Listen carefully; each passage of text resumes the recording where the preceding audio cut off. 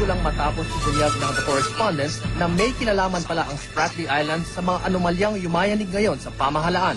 Sabi niya, June, you moderate your greed. Naglabasan na ang maraming balita tungkol dito. Lahat ng tao gusto malaman ang totoo.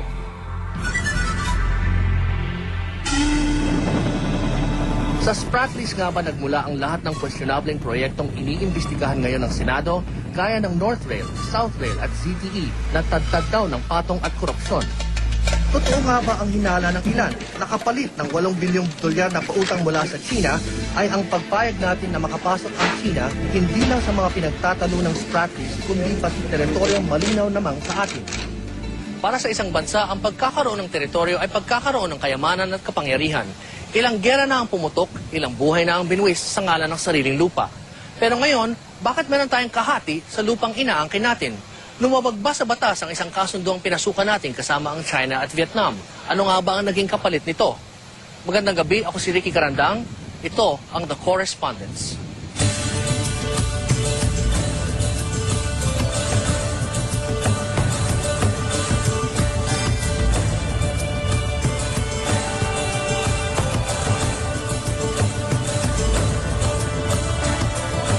Mula sa himpapawid, walang kakaiba sa mga Spratly Islands, maliban na lang sa kaaya-aya nilang ganda.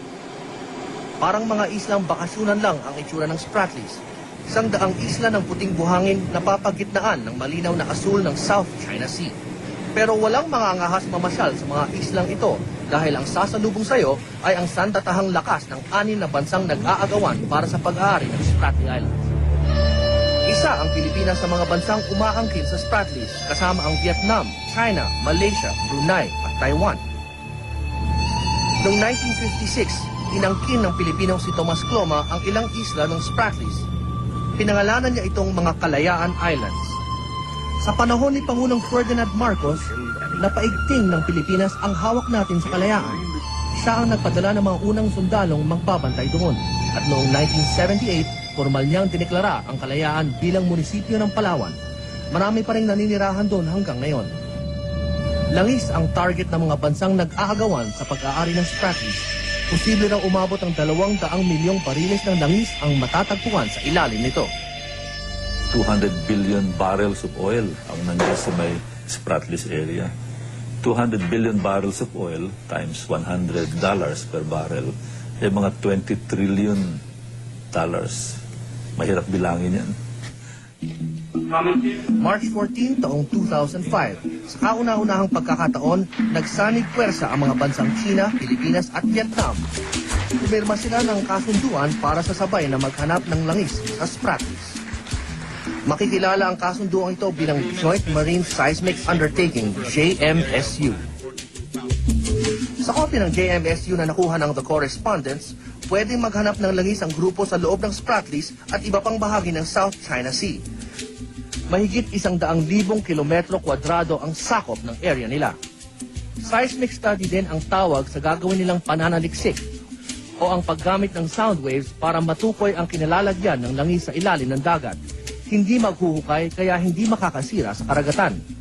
Pilipinas. Si Ed Manyalak, dating presidente ng Philippine National Oil Company, ang pumirma para sa gobyerno ng Pilipinas.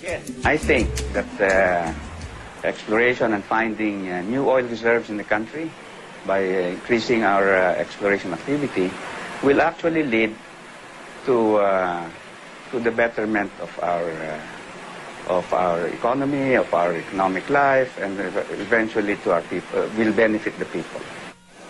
Yun din ang pananaw ni dating House Speaker Jose De Venecia na umaming ideya niya ang pagkakaroon ng ganitong klaseng kooperasyon sa Spratlys. Mine is a common-sensical, practical solution. To avoid conflict. To avoid conflict at madidevelop natin to convert an area of conflict and possible war into an area of development and peace. And at the same time, a potential oil and gas field for all of us. Kaysa nga naman daw habang buhay na pag-aawayan lang ang Spratlys, bakit hindi na lang pakinabangan ng lahat? Yes, magkahati-hati. Kung may tumamang langis, kung tumamang langis ang Vietnam, di kasosyo tayo. Kung tumamang langis ang China doon sa Spratlys, di kasosyo tayo. Kung tumama ang langis naman ng Pilipinas, di kasosyo rin sila. Ayon kay Attorney Harry Roque, maganda nga sana ang ideya ng proyektong ito. Ang problema ay masyadong malaki at makapangyarihan ang pinili nating kasosyo. Tingin ko human experience naman yan na kapag ikaw merong kakaibang lakas at kaya mong paalisin yung mga kasama mo sa paghahanap ng tanging yaman, gagawin at gagawin mo yan, lalong-lalo na kung ikaw ay isang bansa gaya ng China na uhaw para sa langis. Bukod pa dito, lumabas din na maraming paglabag ng kasunduan sa mismo nating saligang batas. Sinasabi ng ating saligang batas na the power to explore natural resources belongs to the state. The state, of course, can enter into partnerships, but it will have to be with Filipino corporations. Sa kaso ng JMSU, ang kapirmahan ng Pilipinas ay ang China National Oil Company para sa bansang China at ang Petro Vietnam para sa Vietnam. Magiging legal sana ito kung ipinaalam ito ng Pangulo ng Bansa sa Kongreso. Pero hindi ito ginawa ni Pangulong Arroyo. Nabalitaan na lang ito ng Kongreso at Senado nang pirmado na ang kasunduan.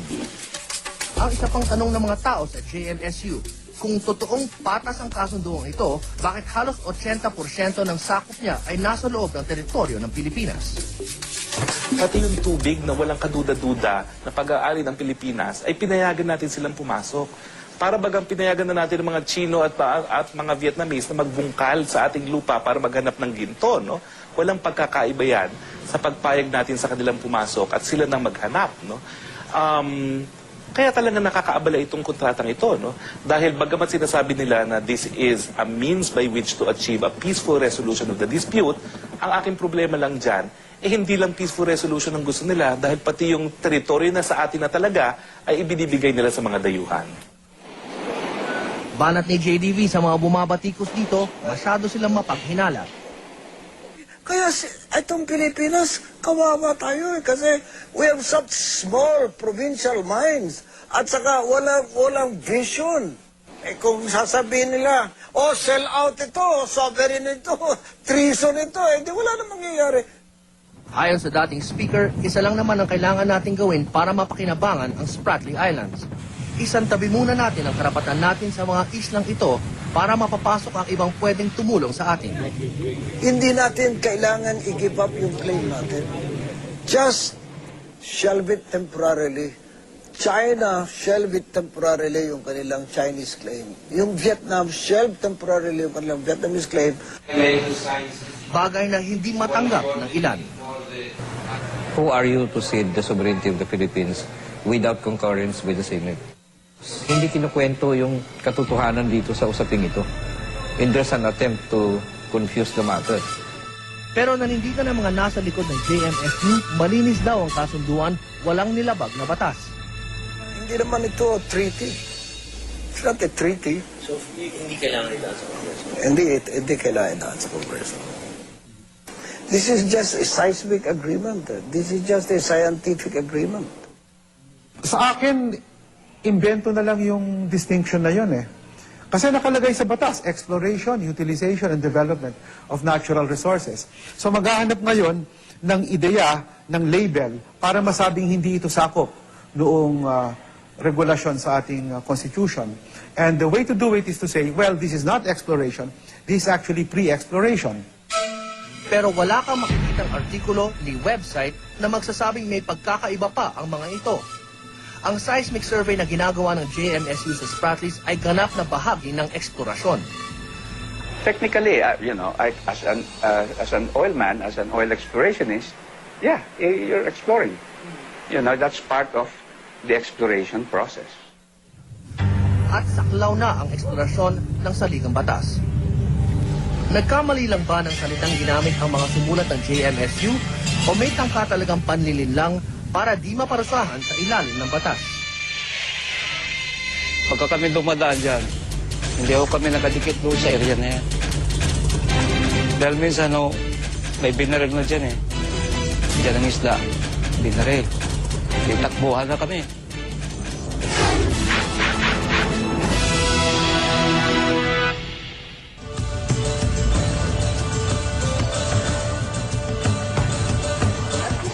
May dalawang sources ang ABS-CBN na nagsabing ang pagbibigay daw sa China ng karapatan na maghanap ng langis sa Spratly Islands at sa Palawan ay hininging kapalit ng China sa bilyong-bilyong dolyar na pinangakong ipapautang sa atin. Tumanggi lang silang humarap sa kamera dahil kasalukuyang naninilbihan pa rin sila sa gobyerno at takot silang mabalikan ng pamahalaan katulad ng ginawa nito sa ibang mga whistleblower. Pero ayon sa kanila, sa isang salo-salo sa bahay ni Speaker Joe De Venecia noong 2004, kung saan imbitado ang ilang opisyal ng gobyerno ng China, kabilang ang Chinese ambassador, kinukumbinsi raw ni De Venecia ang mga ito na pondohan na ng China ang North Rail Project sa pamamagitan ng pautang. Ang sagot umano ng mga opisyales ng China, kailangan pumirma muna ang Pilipinas sa isang joint exploration sa Spratly bago sila pumayag na pautangin ng Pilipinas para sa North Rail. Ayon kay dating Senador Franklin Drilon, ganito rin daw ang ikinwento sa kanya ng ilang opisyal ng Foreign Affairs Department. I was told by a government official, that government official quoted a career diplomat as saying that she was present, or he was present, in that meeting, wherein the high official, or the Chinese ambassador at that time, I can't remember his name, explicitly said that unless the Spratly deal is signed, there is no North Rail contract. Said to who explicitly? Said to the speaker and in the presence of the DFA official. Subalit walang dokumentong direktang nagsasabi na kapalit ng maluwag na pagpapautang ng China sa bansa ay ang pahintulot ng Pilipinas na pasukin ng China ang Spratlys para maghanap ng langis doon at maging sa ibang bahagi ng teritoryo ng Pilipinas. Ganun pa man, makikita natin sa mga sumunod na kilos ng gobyerno na may basehan ang mga aligasyong ito. Ito ang mapa na sakop ng tripartite agreement na nagtuturo kung saang bahagi sa South China Sea gagawin ang joint exploration deal. Pasok sa mapa ang Reed Bank, isang bahagi ng karagatan sa parteng kanluran ng Palawan. Halos 3 dekada nang nagbibigay ng Geophysical Survey and Exploration Contract o GSEC para sa Reed Bank ang Pilipinas. Ang GSEC ay isang lisensya na ibinibigay ng gobyerno ng Pilipinas sa mga nais maghanap ng langis sa teritoryong ito. Maski kailan ay hindi nakialam ang China dito dahil malinaw sa lahat na bahagi ito ng Pilipinas. Ang Forum Energy ang kumpanyang nabigyan ng GSEC noong 2002. Alam natin na yung lugar na yan is a gas condensate prone area. That's why we're there. Kaya hindi namin binitawan yan. That's why I've been doing work there since 1990 in the 90s. Kasi alam namin na may gas dyan, may gas and condensate. Matapos gumastos ang forum ng mahigit na $6 na milyong, hiniling nila sa Pilipinas na ituloy ang unang napagkasundo ang service contract ng kanilang GSEC na magpapahintulot sa kanilang mag-drill para makuha ang langis sa Reed Bank. Pero sabi ni Apostol, dahil sa kasunduan na pinasok ng Pilipinas sa China at Vietnam, hindi na malinaw kung sila pa ang magtutuloy ng pagmina ng langis sa Reed Bank.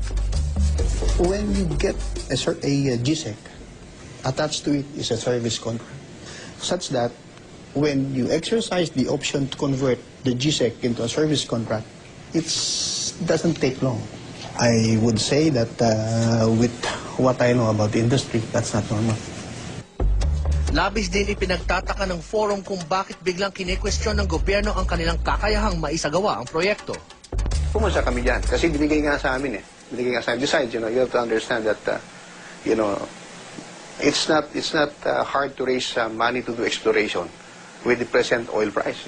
It's not hard. If they're referring to financial capability, it's a London listed company. We can raise money if it's needed. Para makita raw natin ang halaga ng Reed Bank sa posibleng maitulong nito sa bansa, tumingin lang daw tayo sa katabi nitong natural gas field, ang Malampaya. Nadiskubre ito ng kumpanyang Shell Philippines BV noong 1992, 80 kilometro mula sa mainland Palawan. At ang natural gas na nakukuha dito ngayon ay napakalaking tulong sa buong bayan. Ilang porsyento ng ginagastos natin sa pagbili ng langis sa ibang bansa ay nabawasan dahil dito.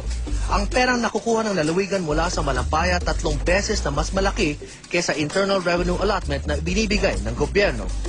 Sa bagong landang interim agreement at bagong issuing executive order ni Pangulong Gloria, ay nakatanggap ngayon ang pamahalang panlalawigan ng 2.6 billion pesos itong taong lamang ito. 2.6 billion? Yes.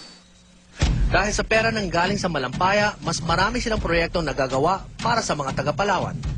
Magmula sa pagkukongkret ng karsada, pagbibigay ng farm-to-market roads, paggagawa ng mga tulay, paggagawa ng mga school buildings, daycare centers, tapos meron tayong mga social services na nakalagay dyan, paglalagay ng mga ospital, etc., etc., etc. So, ibig sabihin, ibinabalik din natin doon sa ating mga barangay at mga kababayan kung yung kakulangan po ng serbisyo ng pamahalaan. Bagamat kaalyado ni Pangulong Arroyo si Governor Reyes, nangangamba siya sa kasunduang binasbasan ng Pangulo. Pagka hindi natin pinaglaban yan, baka naman mamata-matahin na lang tayo ng ating mga kapitbahay. Sabi nila, pwede pala natin pasukin itong bahay nila kahit na hindi tayo kumatok. Pero dito po, nakita natin na hindi na po kumakatok, nasa loob na sila ng ating tahanan. So meron hong problema yan. Hindi lang nasa loob na sila ng tahanan, nasa loob sila ng tahanan natin, sasabihin pa nila na, teka muna, huwag kayong mag-explore dito sa tahanang ito dahil sakop namin to. Ako'y naninindigan. Ayon sa mga abogadong sina Roque at Pangalangan, isang patunay na pinahina ng gobyerno ang sovereignty natin sa pakikipagkasundo sa JMSU, hindi lamang sa Spratlys na inaangkin din ng ibang bansa, kundi pati sa mga teritoryong kinikilalang atin, teritoryong kinikilalang bilang parte ng Palawan.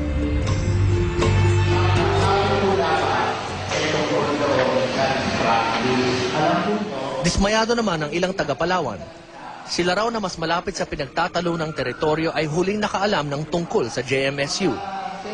Actually, ang mga Palawenyo ay still in the dark, no, tungkol sa issue ng Spratlys.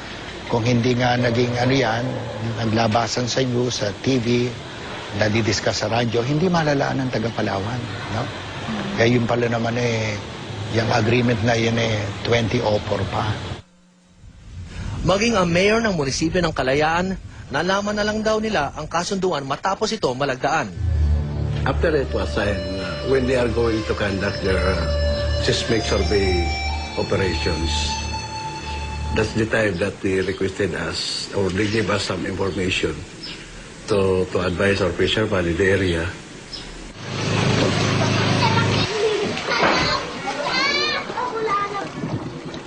Isa si Mang Epifanio sa mga mangingisda ng Puerto Princesa na apektado ng usapin sa Spratlys. Bagamat malayo siya sa Spratlys, isa siya sa mga naaapektuhan sa usapin dito. Pagka kami dumadaan dyan, hindi ako kami nakadikit doon sa area na yan. Dahil minsan may binaril na dyan Dyan ang isda, binaril. Di takbuhan na kami. Pero sa kabila ng masamang karanasan, nagawa pa rin ni Mang Epifanio na magbiro sa mainit na issue. Okay lang sana kung Vietnam, mabait. China, loko China Pero sa likod ng pagak na tawa ay may pangamba sa mga kilos daw ng Pangulo na tumatayong ina ng bayan. Sa atin yan Ba't kailangan niya ibinta? Para sa mga anak niya yan Kasi ang pinakamagulang natin dito Huwag niya ibibinta sa ibang bansa. Hindi tayo mawawalan Hindi kawawa yung mga bagong tubo dyan. Hindi bala sa amin, mga tatanda na, patapos na kami, sila mag-uumpisa pa. Kawawa naman. Dahil sa kasunduang pinasok ng Pilipinas, tila hindi lang tayo ang makikinabang sa mga likas na yamang tulad ng langis. Pero mas nakakalungkot marinig na may nakinabang din daw sa mga proyektong pautang na ibinigay ng China sa Pilipinas, kapalit ang kasunduang hindi lang naging dahilan para makompromiso ang ating teritoryo, kundi kasunduang labag pa raw sa ating batas. Masyado tayo mapagbigay. Oo. Mahirap din yung masyado mapagbigay Iniisaan yung mga ganyan.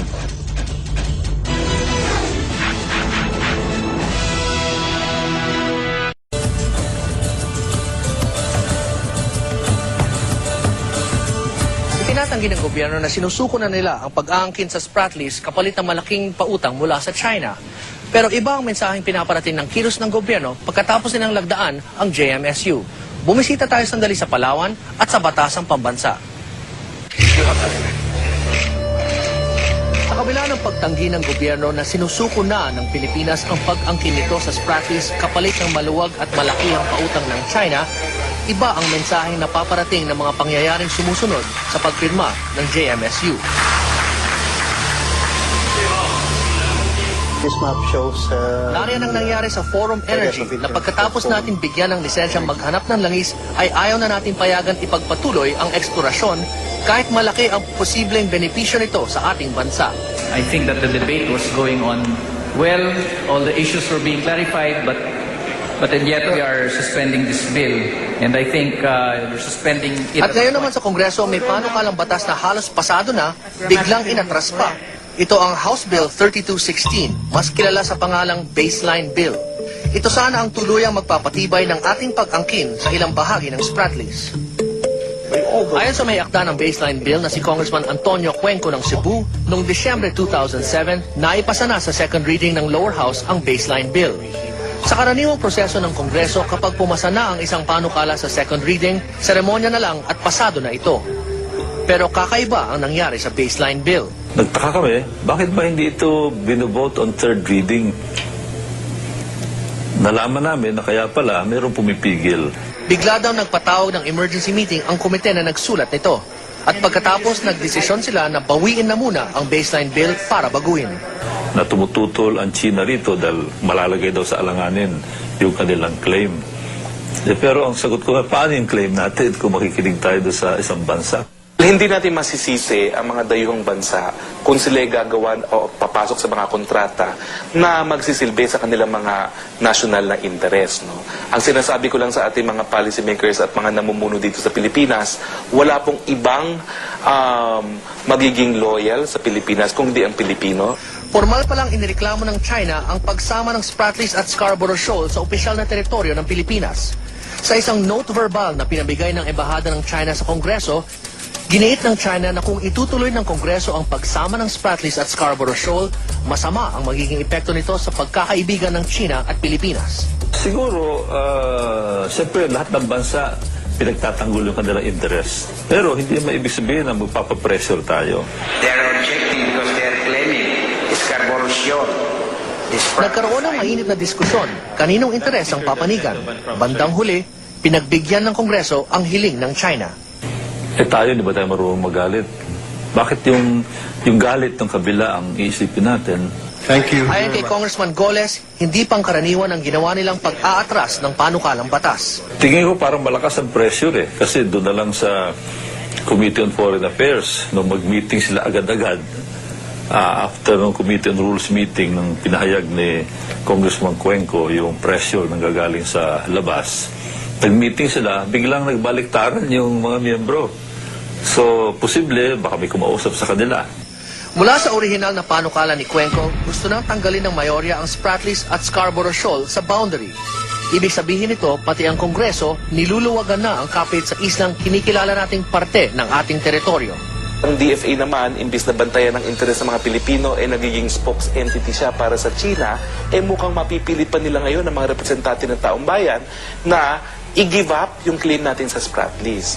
Sa akin, 1 + 1 = 2 napakalinaw. Itong pruweba na nagwagi nga ang mga Chino sa pagbili ng ating teritoryo. Masyado tayo mapagbigay. Oo. Mahirap din yung masyado mapagbigay. Iniisahan yung mga ganyan.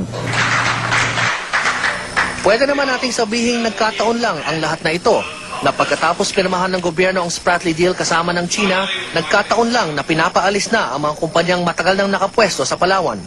At nagkataon lang na balak nang umatras ng Kongreso sa isang panukalang magpapatibay na sana sa pagmamay-ari natin sa Spratlys.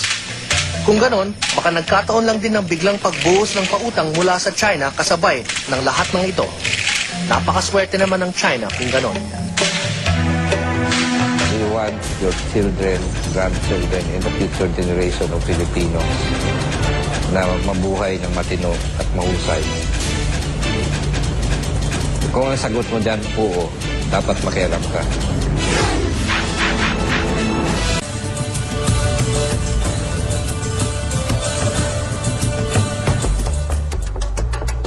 Mula nang makipagpirmahan ang Pilipinas, Vietnam at China sa Joint Seismic Agreement na ayon sa mga eksperto ay labag sa batas, $2 bilyon kada taon ang bubuhos na pautang sa Pilipinas mula sa China. Dahil dito nabuhay ang mga proyektong North Rail, South Rail, Cyber Education, ZTE at iba pang malaking proyekto na hindi pa nabubusisi ng publiko. At dahil hindi mahigpit ang mga kondisyon sa mga pautang na ito, halos lahat naman ng proyektong nabusisi ng publiko ay may bahid ng katiwalian.